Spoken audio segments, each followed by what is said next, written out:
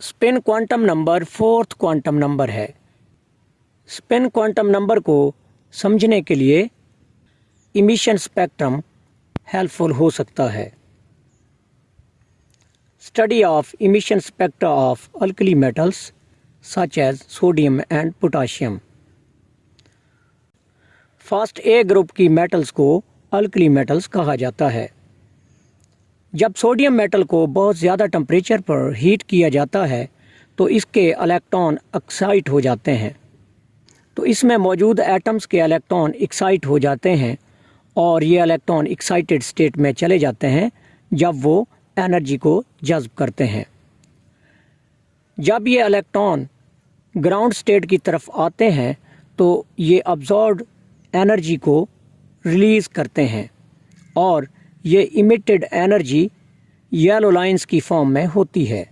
कि सोडियम के केस में दो तरह की वेव्स होती हैं जिनको डबलेट का नाम दिया जाता है और इससे मिलता जुलता स्पेक्ट्रा पोटाशियम एटम भी शो करता है under similar condition on heating. Concept of Goudsmit and Uhlenbeck 1925। Goudsmit और ओलेनबिक दोनों ही डच फिजिसिस्ट थे। उन्होंने किसी ऑर्बिटल के अंदर इलेक्ट्रॉन की रोटेशन या स्पिन को डिस्कस किया है और इसके बारे में कंसेप्ट दिया है। दे suggested that an electron while moving in an orbital revolves about its own axis in a clockwise or anti-clockwise direction। जब भी कोई इलेक्ट्रॉन किसी ऑर्बिटल के अंदर रिवॉल्व करता है या रोटेट करता है, क्लॉकवाइज डायरेक्शन में रिवॉल्व करता है या फिर एंटी क्लॉकवाइज डायरेक्शन में रिवॉल्व करता है। इसके साथ साथ इलेक्ट्रॉन अपने एक्सिस के गिर्द भी रिवॉल्व करता है और इसकी वजह से इसे सेल्फ रोटेशन का नाम दिया जाता है कि इलेक्ट्रॉन अपने ही एक्सिस के गिर्द रिवॉल्व करे। Two electrons in an orbital generate opposite magnetic field due to clockwise and anti clockwise spin of electrons. जब दो इलेक्ट्रॉन एक ही ऑर्बिटल के अंदर रिवॉल्व करें तो एक की डायरेक्शन क्लॉकवाइज रहेगी जबकि दूसरे इलेक्ट्रॉन की डायरेक्शन एंटी क्लॉकवाइज रहेगी। हम जानते हैं कि टाइनी मूविंग पार्टिकल जैसा कि इलेक्ट्रॉन मैग्नेटिक फील्ड जनरेट करता है।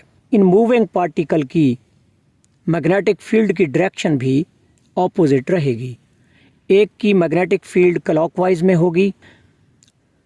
Hence both electron can stay in an orbital due to attraction in their magnetic field।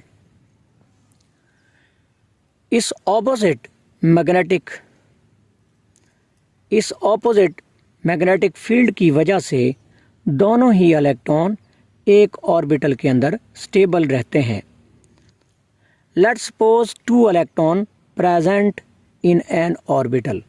यहाँ पे दो इलेक्ट्रॉन का केस लेते हैं जो एक ऑर्बिटल में मौजूद हैं।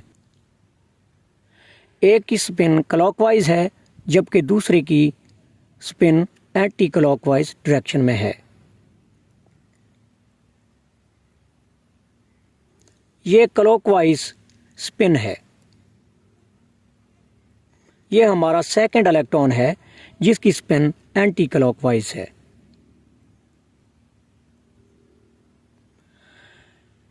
जब दो इलेक्ट्रॉन एक ही ऑर्बिटल के अंदर पाए जाएं तो उनकी स्पिन ऑपोजिट होती है। एक की क्लॉकवाइज होती है जिसे हम एस पॉजिटिव हाफ से रिप्रेजेंट करते हैं जबकि दूसरे इलेक्ट्रॉन की स्पिन एंटी क्लॉकवाइज होती है और इसे हम नेगेटिव हाफ से रिप्रेजेंट करते हैं।